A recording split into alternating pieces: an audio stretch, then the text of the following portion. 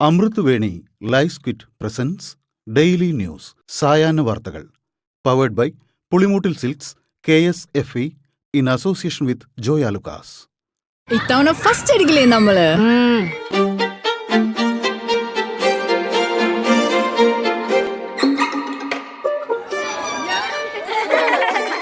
കുട്ടികൾക്കൊക്കെ പെയിൻ ശല്യം ഉണ്ടാകും. അതുകൊണ്ട് ലൈസ് കിറ്റ് ഉപയോഗിച്ച് ക്ലാസ്സിൽ വരാൻ പ്രത്യേക ശ്രദ്ധിക്കണം. ലൈസ് കിറ്റ് ലൈസ് റിമൂവർ പെയിൻ ശല്യത്തിൽ നിന്നും ഉടനടി ആശ്വാസം. നമസ്കാരം, ഞാൻ പ്രവി ജവനീത്.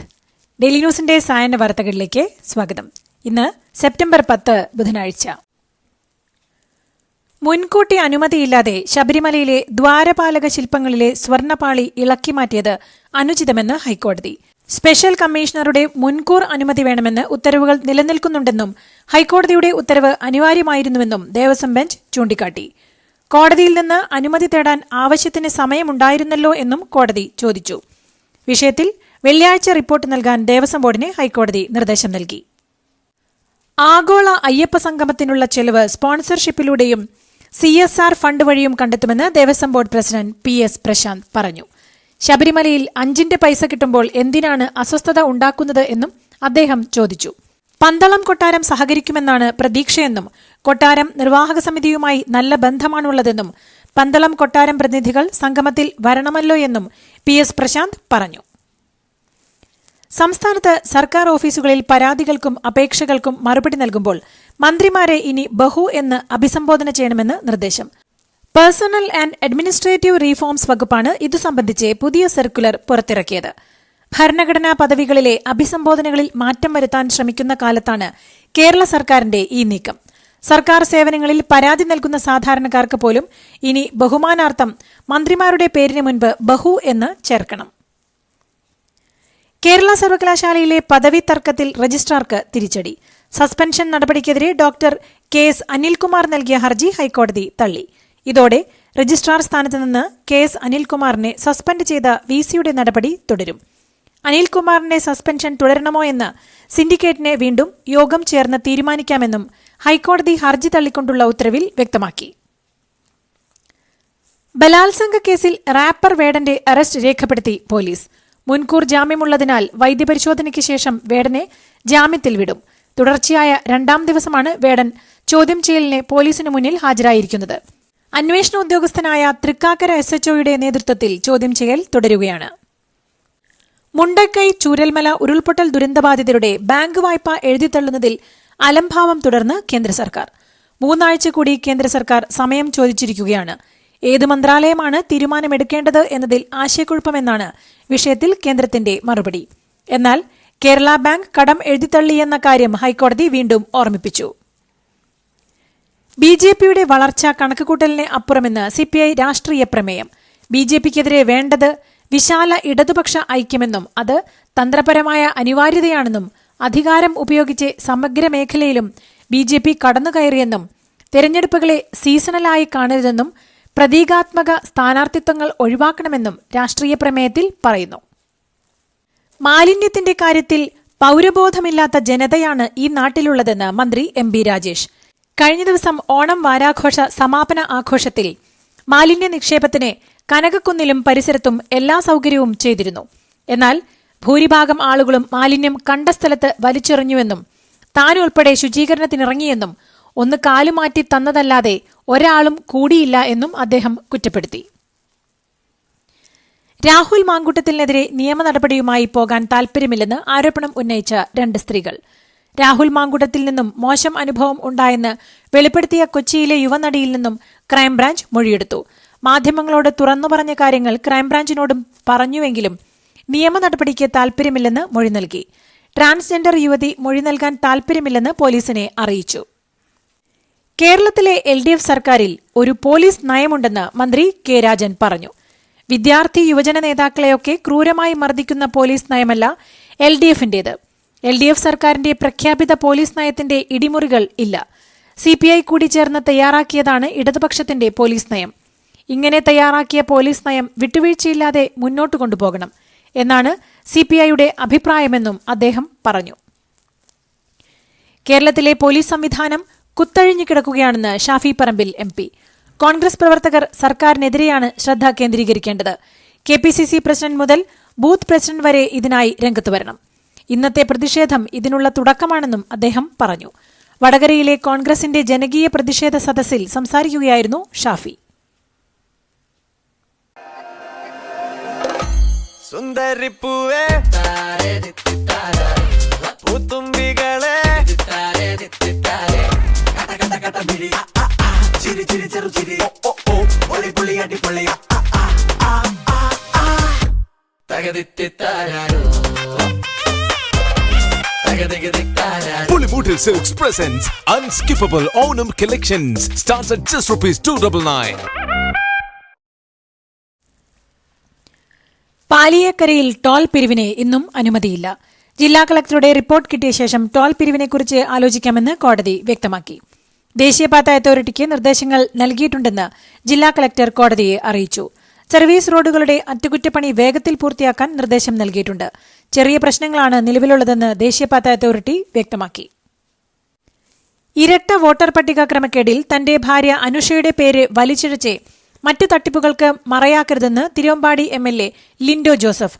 ഭാര്യയുടെ വോട്ട് തന്റെ താമസസ്ഥലത്തേക്ക് മാറ്റിയപ്പോൾ സംഭവിച്ച ജാഗ്രതക്കുറവാണ്. സെപ്റ്റംബർ 2-നാണ് പുതുക്കിയ വോട്ടർ പട്ടിക നിലവിൽ വന്നത്. തെറ്റ് മനസ്സിലായപ്പോൾ തന്നെ തിരുത്തുന്നതിനാവശ്യമായ നടപടി സ്വീകരിച്ചിട്ടുണ്ടെന്നും MLA ഫേസ്ബുക്ക് കുറിപ്പിൽ അറിയിച്ചു.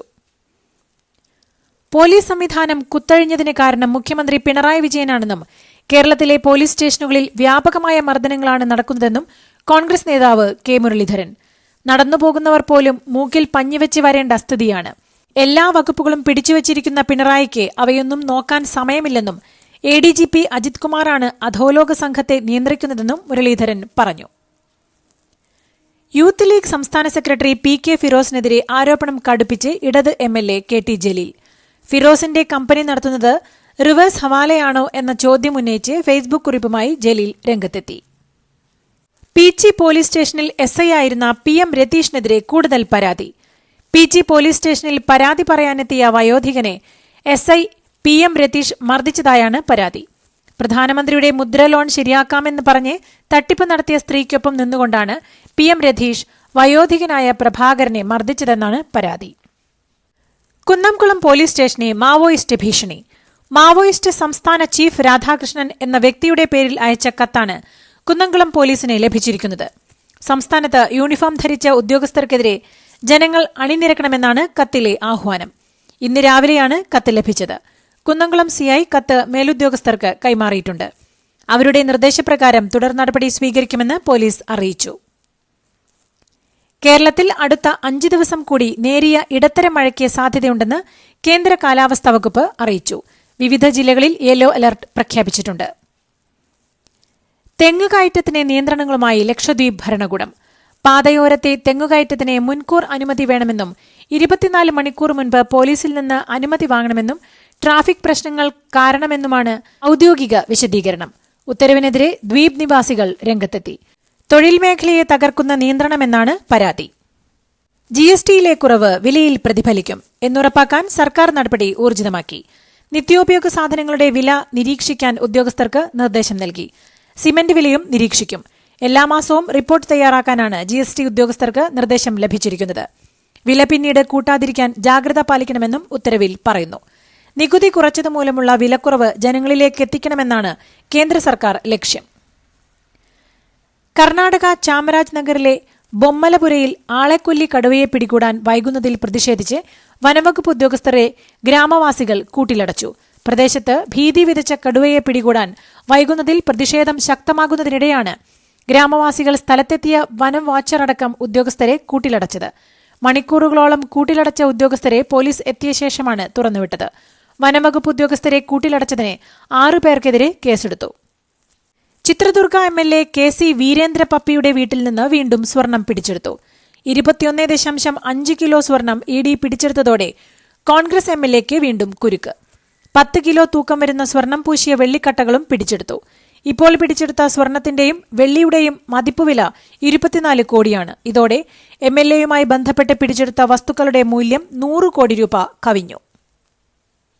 കൺഗ്രാചുലേഷൻസ്. മിടുക്കിയാട്ടോ. പൈലറ്റ് ആവണമെന്ന് പറയണേ. അവളുടെ ആഗ്രഹമല്ലേ, അവള് പറക്കട്ടെ. ചെലവ് എത്രയാന്ന്? KSFയുടെ പുതിയ ഹാർമണി ചുറ്റി ചേരണം. കണ്ണടച്ചു തുറക്കും മുമ്പ് അവളുടെ +2 കഴിയില്ലേ. കടം വാങ്ങാതെയും സ്ഥലം വിൽക്കാതെയും കുട്ടികളെ പഠിപ്പിക്കാം. KSFE ഹാർമണി ചിട്ടികൾ. KSFE ഹാർമണി ചിട്ടിയിൽ ചേരുന്ന 100 ഭാഗ്യശാലികൾക്ക് സിംഗപ്പൂർ യാത്ര. അമേരിക്കയുമായുള്ള വ്യാപാര ചർച്ചകൾ ഇന്ത്യ അടുത്തയാഴ്ച വീണ്ടും തുടങ്ങാൻ സാധ്യത. ഇന്ത്യൻ സംഘം അമേരിക്കയിലേക്ക് പോകുമെന്നും റിപ്പോർട്ടുകൾ പുറത്തുവന്നു.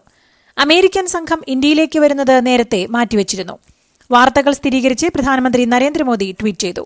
വ്യാപാര ചർച്ചകൾ എത്രയും വേഗം പൂർത്തിയാക്കാൻ ശ്രമമെന്ന് മോദി അറിയിച്ചു. ഉപരാഷ്ട്രപതി തെരഞ്ഞെടുപ്പിൽ ഇന്ത്യ സഖ്യത്തിൽ നിന്ന് വോട്ട് ചോർന്നുവെന്ന് വിലയിരുത്തി കോൺഗ്രസ്.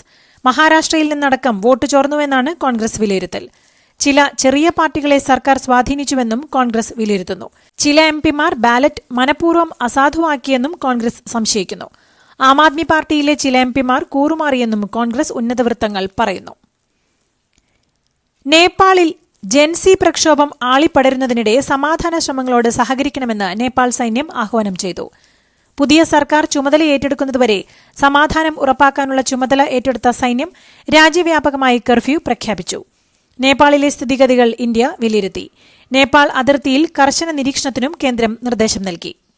നേപ്പാളിലെ ജെൻസി വിപ്ലവത്തിനിടെ കൂട്ട ജയിൽ ചാട്ടവും കലാപം ജയിലുകളിലേക്കും വ്യാപിച്ചതോടെ 1500-ലേറെ തടവുകാർ ജയിൽ ചാടിയെന്നാണ് റിപ്പോർട്ട്. മുൻമന്ത്രി സഞ്ജയ് കുമാർ സാഹ്, രാഷ്ട്രീയ സ്വതന്ത്ര പാർട്ടി പ്രസിഡന്റ് റാബി ലാമിച്ചനെ തുടങ്ങിയവരും ജയിലിൽ നിന്ന് രക്ഷപ്പെട്ടവരിൽ ഉൾപ്പെടുന്നു. പലയിടങ്ങളിലും വ്യാപകമായി വ്യാപാര സ്ഥാപനങ്ങളും ബാങ്കും ചിലർ കൊള്ളയടിച്ചെന്നും റിപ്പോർട്ടുകളുണ്ട്. പാരീസ് മേഖലയിലെ നിരവധി മുസ്ലിം പള്ളികൾക്ക് പുറത്ത് പന്നിത്തലകൾ കണ്ടെത്തിയതായി നഗരത്തിലെ പോലീസ് മേധാവി പറഞ്ഞു. 9 പള്ളികൾക്ക് മുന്നിലാണ് പന്നിത്തലകൾ കണ്ടെത്തിയത്. രാജ്യത്ത് വർദ്ധിച്ചുവരുന്ന മുസ്ലിം വിരുദ്ധ വിദ്വേഷമാണ് സംഭവത്തിന് പിന്നിലെന്ന് സംശയിക്കുന്നതായി പോലീസ് അറിയിച്ചു. പന്നികളുടെ തലകൾ 4 പാരീസിലെയും 5 ഉൾപ്രദേശങ്ങളിലെയും പള്ളികൾക്ക് മുന്നിലാണ് കണ്ടെത്തിയതെന്ന് പോലീസ് മേധാവി ലോറന്റ് നുനസ് പത്രസമ്മേളനത്തിൽ പറഞ്ഞു. ഹമാസിന്റെ മുതിർന്ന നേതാക്കളെ ലക്ഷ്യമിട്ട് ഖത്തറിന്റെ തലസ്ഥാനമായ ദോഹയിൽ ഇസ്രായേൽ നടത്തിയ വ്യോമാക്രമണം മുഴുവൻ മിഡിൽ ഈസ്റ്റിനുമുള്ള സന്ദേശമാണെന്ന് ഇസ്രായേൽ നിയമനിർമ്മാണ സഭയായ നെസറ്റ് സ്പീക്കർ അമീർ ഓഹാന. സ്ഫോടനത്തിന്റെ വീഡിയോ എക്സിൽ പങ്കുവച്ചുകൊണ്ടാണ് സ്പീക്കറുടെ പ്രസ്താവന. ഖത്തർ തലസ്ഥാനമായ ദോഹയിൽ നടത്തിയ ആക്രമണത്തെ ന്യായീകരിച്ച് ഇസ്രായേൽ പ്രധാനമന്ത്രി ബെഞ്ചമിൻ നെതന്യാഹു. ആക്രമണം തങ്ങൾ ഒറ്റയ്ക്ക് നടത്തിയതാണെന്നും ഇത് യുദ്ധം അവസാനിപ്പിക്കുന്നതുവഴി തുറക്കുമെന്നുമാണ് നെതന്യാഹുവിന്റെ ന്യായീകരണം. യുദ്ധം അവസാനിപ്പിക്കാൻ അമേരിക്കൻ പ്രസിഡന്റ് ഡൊണാൾഡ് ട്രംപ് മുന്നോട്ടുവച്ച വെടിനിർത്തൽ നിർദ്ദേശങ്ങൾ തങ്ങൾ അംഗീകരിച്ചിട്ടുണ്ടെന്നും നെതന്യാഹു വ്യക്തമാക്കി. ഖത്തറിന്റെ പരമാധികാരത്തിന് മേലുള്ള കടന്നുകയറ്റം അംഗീകരിക്കില്ലെന്ന് ഖത്തർ പ്രധാനമന്ത്രി ഷെയ്ഖ് മുഹമ്മദ് ബിൻ അബ്ദുൽ റഹ്മാൻ അൽ താനി. തങ്ങൾക്ക് നേരെയുള്ള ഇസ്രായേൽ ആക്രമണത്തെ സ്റ്റേറ്റ് ടെററിസം എന്നാണ് ഖത്തർ വിശേഷിപ്പിച്ചത്. ആക്രമണത്തെ മുസ്ലിം വേൾഡ് ലീഗും അപലപിച്ചു. വിഷയത്തിൽ അന്താരാഷ്ട്ര സമൂഹം ഇടപെടണമെന്നും മുസ്ലിം വേൾഡ് ലീഗ് ആവശ്യപ്പെട്ടു. ഹമാസ് നേതാക്കളെ ലക്ഷ്യമിട്ട് ഖത്തറിൽ ഇസ്രായേൽ നടത്തിയ ആക്രമണത്തിൽ US പ്രസിഡന്റ് ഡൊണാൾഡ് ട്രംപ് കടുത്ത അസന്തുഷ്ടനെന്ന് റിപ്പോർട്ട്. ഇസ്രായേൽ ആക്രമണത്തെക്കുറിച്ച് കഴിഞ്ഞ ദിവസം മാധ്യമങ്ങളോട് സംസാരിച്ചപ്പോഴും അദ്ദേഹം തന്റെ അതൃപ്തി പങ്കുവച്ചതായി BBC റിപ്പോർട്ട് ചെയ്തു. നൈൽ നദിക്ക് കുറുകെ കെട്ടിയ കൂറ്റൻ അണക്കെട്ട് എത്യോപ്യയിൽ ഉദ്ഘാടനം ചെയ്തു. ആഫ്രിക്കയിലെ ഏറ്റവും വലിയ അണക്കെട്ടാണ് എത്യോപ്യയിൽ പ്രവർത്തനം ആരംഭിച്ചത്. രാജ്യത്തിന്റെ വടക്കുപടിഞ്ഞാറായി സുഡാനുമായുള്ള അതിർത്തിക്കടുത്തായാണ് നൈൽ നദിയുടെ പോഷക നദിയിൽ ഏകദേശം $5 ബില്യൺ ചെലവിൽ കൂറ്റൻ അണക്കെട്ട് നിർമ്മിച്ചത്. മെഗാ അണക്കെട്ട് 5000 മെഗാവാട്ടിലധികം വൈദ്യുതി ഉൽപ്പാദിപ്പിക്കുമെന്നും ദേശീയ വൈദ്യുതി ഉൽപ്പാദന ശേഷി ഇരട്ടിയാക്കുമെന്നും അധികൃതർ പറഞ്ഞു. അതിർത്തി കടന്നെത്തിയ റഷ്യൻ ഡ്രോണുകൾ വെടിവെച്ചിട്ട് പോളണ്ട്. യുക്രൈനു നേരെയുള്ള ആക്രമണം റഷ്യ ശക്തമാക്കിയതിന് പിന്നാലെയാണ് പോളണ്ട് അതിർത്തിയിലേക്കും ഡ്രോണുകളെത്തിയത്. റഷ്യൻ ഡ്രോണുകൾ തങ്ങളുടെ വ്യോമാതിർത്തി ലംഘിച്ചതായും ഇവയെല്ലാം വെടിവെച്ചിട്ടതായും പോളണ്ട് അറിയിച്ചു. ഇതോടുകൂടി ഇന്നത്തെ ഡെയിലി ന്യൂസ് സായന്ന വാർത്തകൾ സമാപിക്കുന്നു. ഡെയിലി ന്യൂസിനു വേണ്ടി വാർത്തകൾ വായിച്ചത് പ്രവീജ വിനീത്. DailyNewsLive.in വാർത്തകൾ വിരൽ തുമ്പിൽ.